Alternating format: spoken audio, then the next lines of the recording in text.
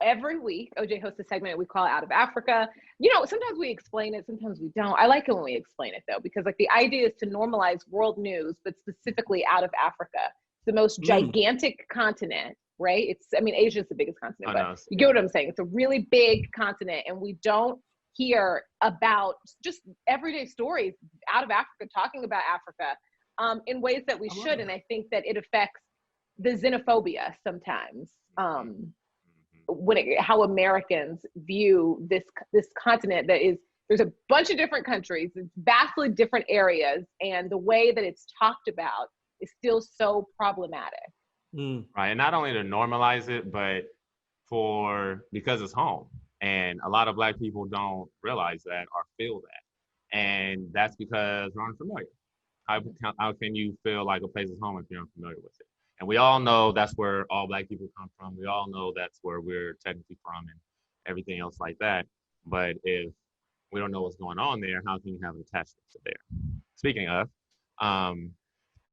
Akon recently said that on a DJ Vlad interview that Black people need to get over slavery. And in Senegal, they don't think about it. They're past it. They've moved past it.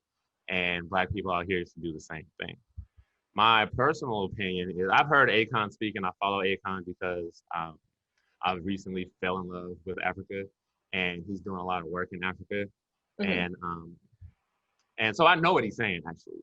He has a larger message there, and the larger message is that kind of what I was saying earlier, as far as there's a better place for you to be at, and that's in Africa.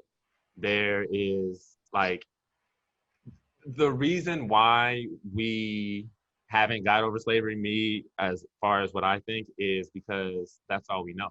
And in America, they only teach American history. And American history, that's our origins, that's our origin story as far as American history goes. And so that's why we can't and won't get over slavery, because that's all we know. That's where our history starts. That's our origin story. And also I'm sorry. I think that's where our Akon kind of is confused at, and far as why we won't get over slavery. But his point is that in Africa, they have gotten over slavery, they've moved past it, and what is holding back, his point is us being so caught up and mad at slavery is why we can't advance and move forward as a people and a society. So the second part of that is completely devoid of all fact. Right? That's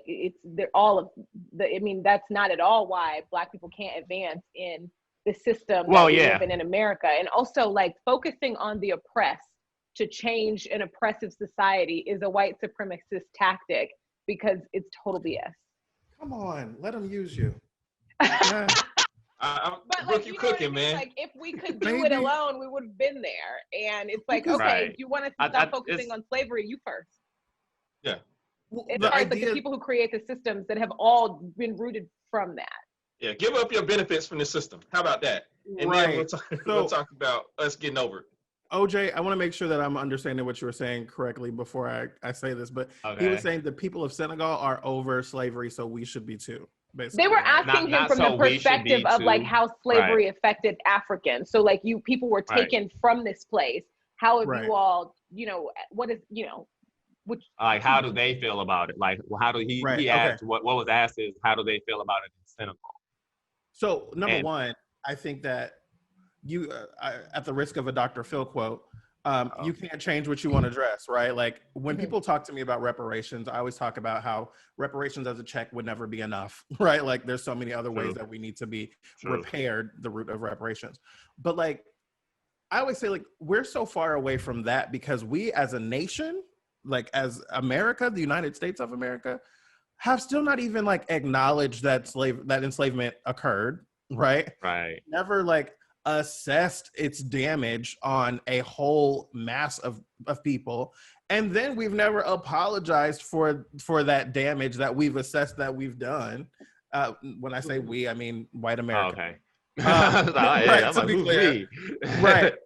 What this nation has done to Black people. And then we can, after we've acknowledged it, apologized, assessed the damage, then you can kind of get into the conversation about reparations and saying well, how do we rebuild families? How do we help with economics? How do we, restore education? Like that is so much more removed from and where we part are. of his argument, because I watched the interview, part of his argument was that reparations ain't coming.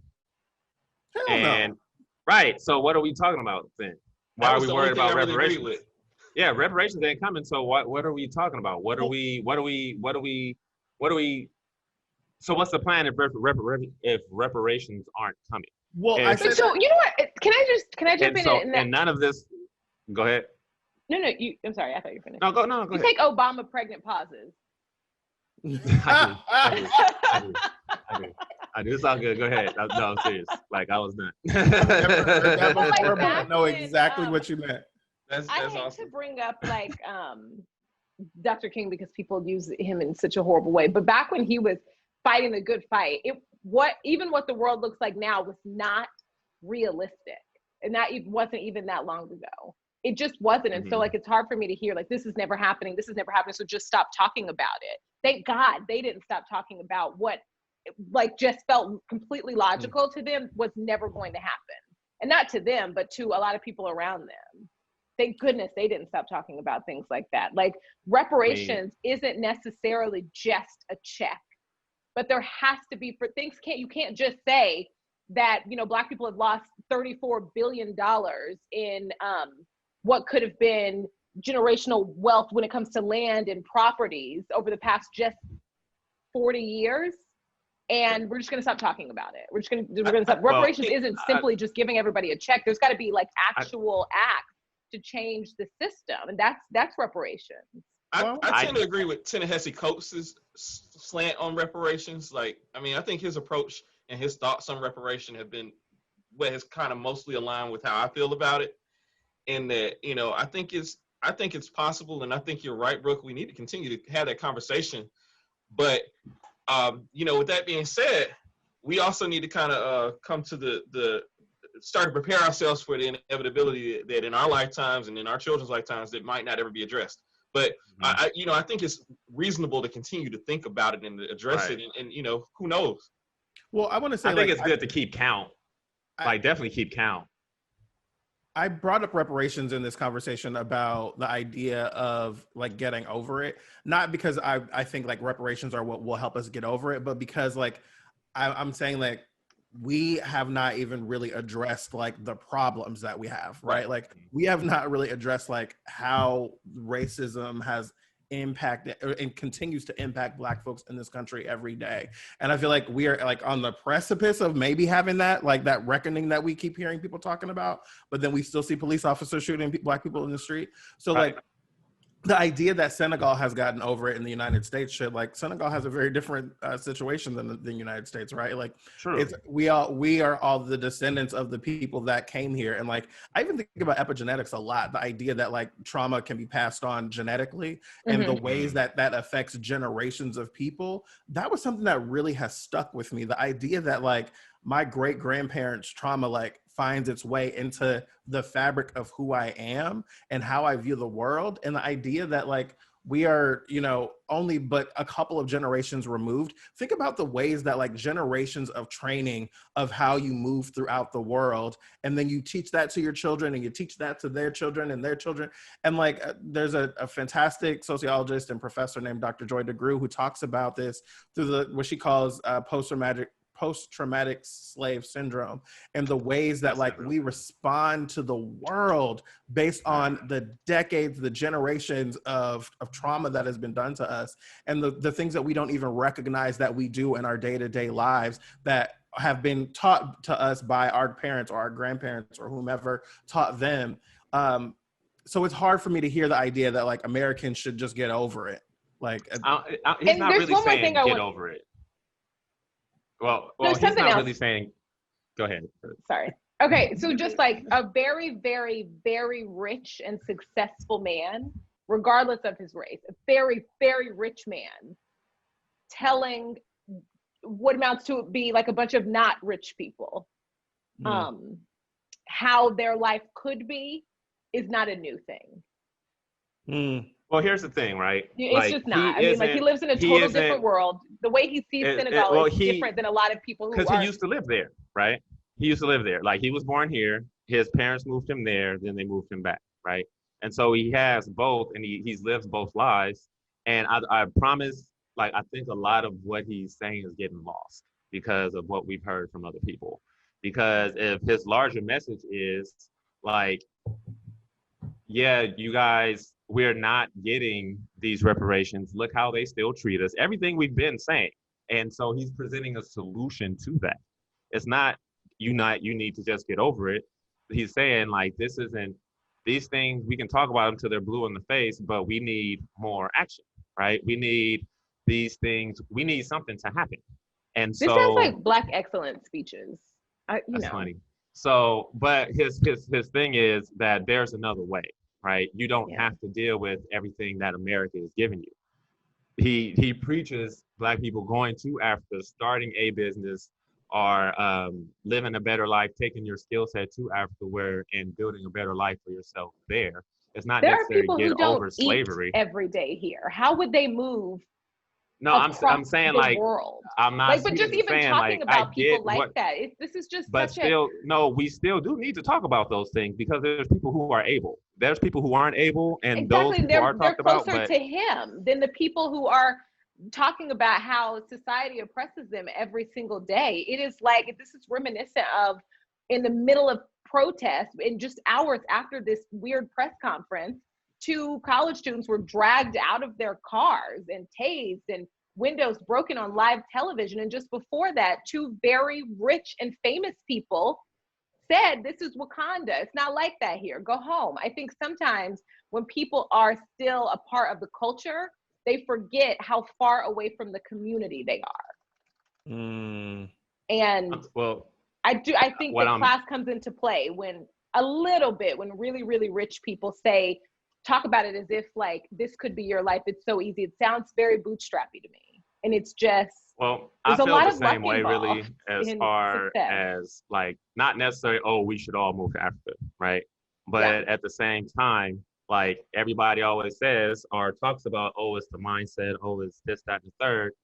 But nobody has a plan for action. Nobody has a plan for moving forward. I always hear about, everything goes back to people who can, or we can't do this, can't do that, this, that, and the third, but nobody talks about what we can do.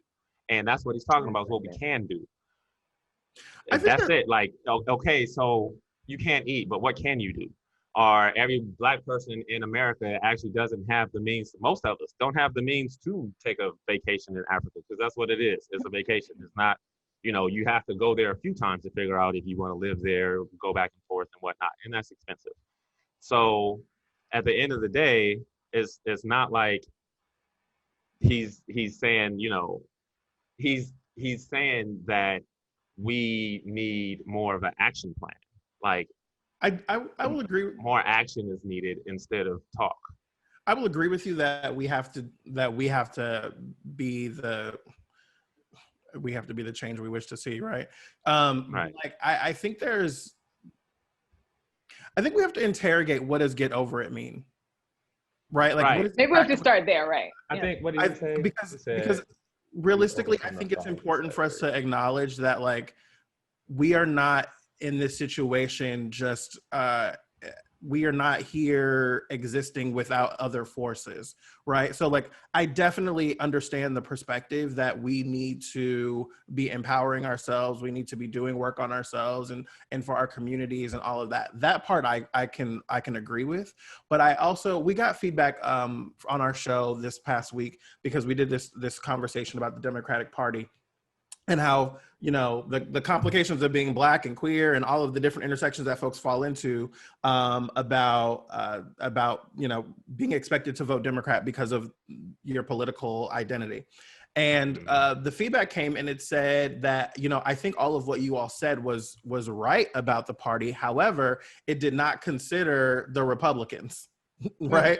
And like what the other side of the argument was. And if we're looking at this from the perspective of like Akon talking about Black Americans need to get over it, I think like and I know that's not like the sum of what he was saying, but like essentially what he was saying is like, you guys need to move on from this. Right. But he said, let the past go. I think it's actually more, it doesn't really say getting over. He said, I think the art of just letting the past go and moving towards the future. That's an I mean, unhealthy mind state. And, you know, I kind of have been kind of just sitting here pondering over it and thinking about it. You know, as a physician, as somebody that cares about mental health, that's an unhealthy mind state, period. Telling people just to get over something, to grow past it. No, you have to be able to deal with it and reckon with it. And for him as an outsider, I don't care if he spent time here in America, you know, as what it really equates to an outsider, as somebody who is financially well off, as somebody who does no longer is a part of this narrative here.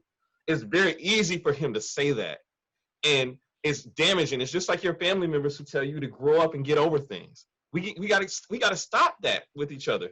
We have to heal and get through these things, and letting go is not a part of it. What does that mean? What does that We look need like? acknowledge. So What it's does that look two like? parts to it. And So- then it's been going on for a long time. So why haven't we done it yet? So Like, Well, there's because been we all don't kind of control We need the to fight for- system. There's so Okay, we- then we talk about so then what so is many that? So we're just going to be different stuck the whole time. So we're just going to be stuck the whole But time. we're not stuck. We're not doing anything. There's so many activists that we could like we talk. I feel like we But talk once. nothing's happening. Nothing's changing. Nothing's changing. We just talked about in the beginning of the show. Right, but okay, that's a but system OJ, that we don't control. That's unfortunate, and we have to. We're doing all that we can. People are going out. They're what's trying the to encourage solution? more people to vote. They're trying to get people to focus on local election, and they're looking for more progressive politicians who are going to change these systems. Black people are running for office, running for Congress. People those are are good doing the things. work because there's no way to just. People are acknowledging what's going on, what's been going on, but you also have to acknowledge that the oppressed can't do it alone. But the idea that Black people aren't doing the work is just absurd, and it's so offensive coming from a Black man. And that's why I say That's not what's that being he's said. so far removed from the community. And I think that sometimes when you are still of the culture, you don't realize how different your life is and how that shapes the narrative that you see. And you end up saying things like, this is Wakanda, it doesn't happen here, go home. I also think there's a major distinction between like the Senegalese people and the way that they've been able to, you know, shape their lives, and looking at American Black people in like the myriad places that we come from. I think it's important to remember that like Black folks in America are folks that are operating in a system that they don't run. Right. The Senegalese people, we can talk about colonialism and all that kind of stuff. I was just going to bring that up, is that I wonder if even his life and what he sees as far as Senegalese people, if it's different from people in Senegal who are not as rich as him. Because well, I mean, I've watched a lot of interviews and everything and heard him talk about this. Except for the one that wasn't colonized in Africa. It's nuanced. There's a lot of things. You can't tell them to get over that.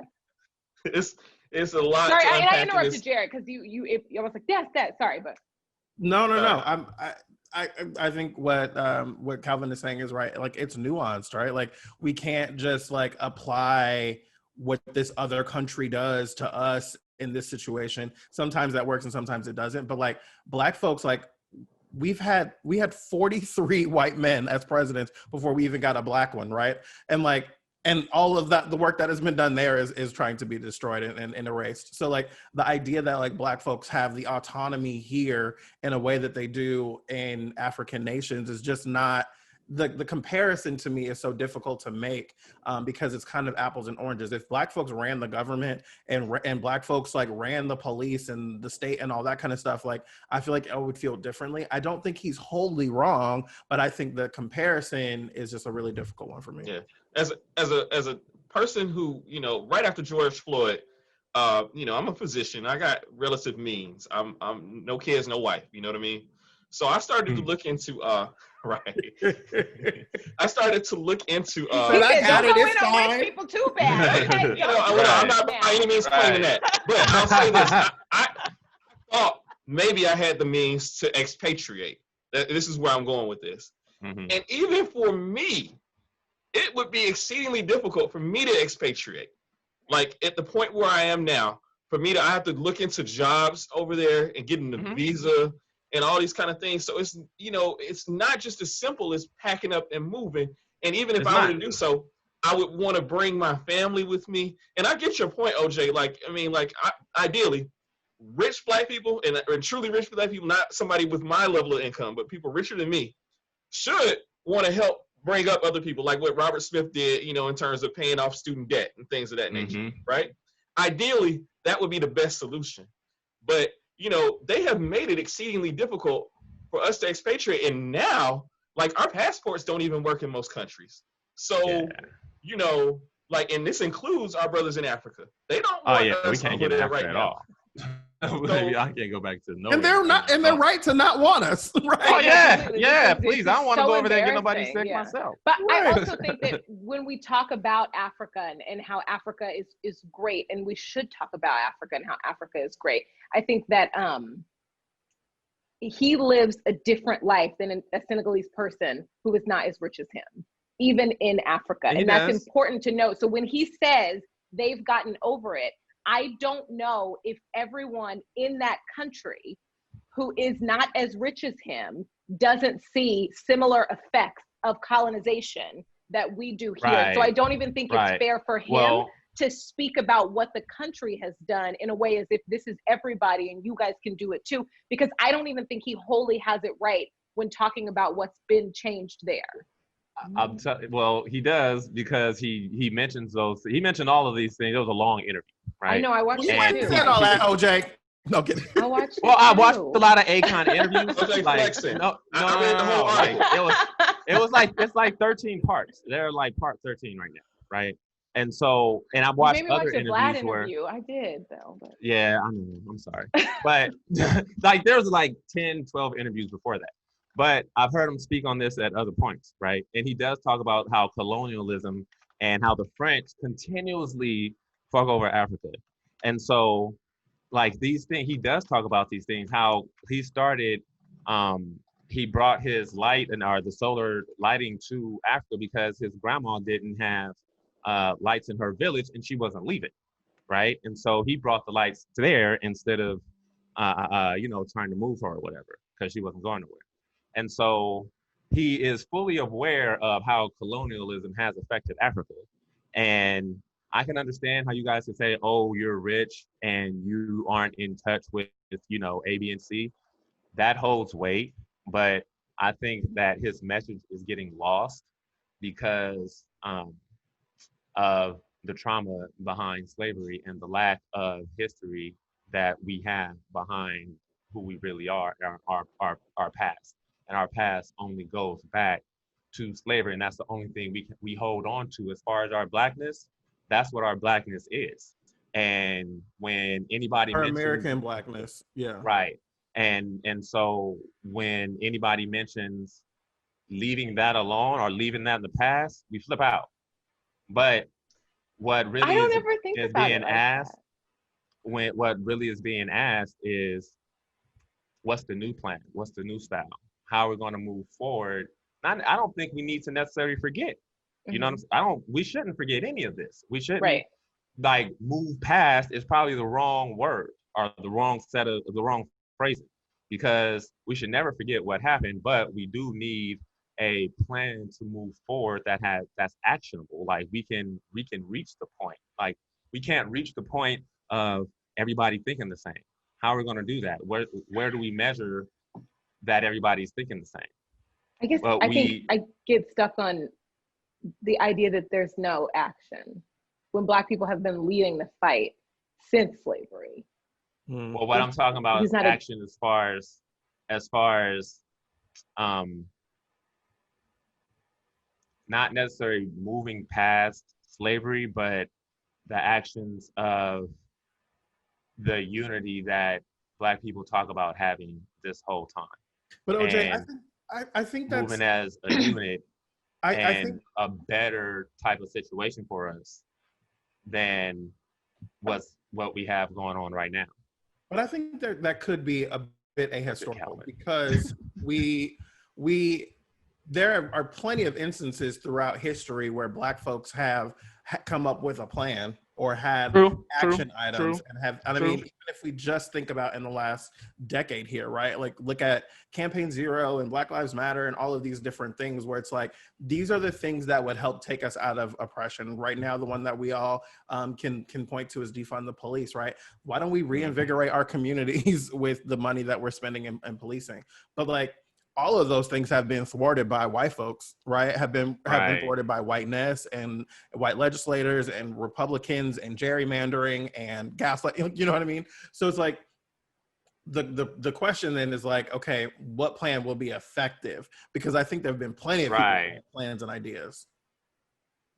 The good thing about this show, that's why this show exists, is Go ahead, Calvin. I'm you know, I'm as I said, Akon is speaking for Akon, and that's how I feel about it. Period. Like, you know, I think that he's speaking for himself, and I think it's wonderful that he has the opinion that he has, and it seems like he put some thought into it. But I just don't agree. I don't agree with most of what he said. Listen, I'm telling you, the good thing about this show, while it exists, is that like Blackness is not a monolith. We you know, we all saw the story, and we, you know, were either empowered or incredibly frustrated by different parts of it. I think, like, you know, that's what you get here. A whole bunch of Black people with different perspectives.